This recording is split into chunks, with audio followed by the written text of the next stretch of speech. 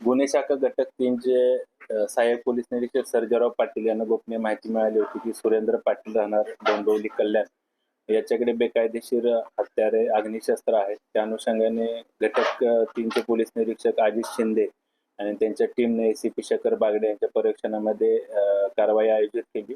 त्यामध्ये सुरेंद्र पाटील याच्याकडे एकूण 3 देशी बनावटीचे पिस्टल, 1 सिक्सर रिव्हॉल्वर, 7 गावठी कट्टे, 1 रिकामी मॅगझीन, 2 एअरगन आणि 405 जिवंत काडतुसे, त्याचबरोबर 167 छरे आणि लोखंडी तलवारी, सुरा, चाकू आणि इतर साहित्य, त्याचबरोबर 3,52,000च्या नकली नोटा असा एकूण मुद्देमाल जप्त करण्यात आलेला आहे.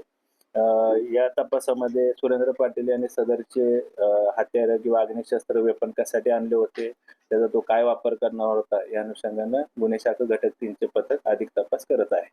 सुरेंद्र पाटील याची आजपर्यंत पोलीस कोठडी रिमांड आहे. कुठला घेतलेले आणि कशा प्रकारे हे शस्त्रांचं करायचं काय नेमकं?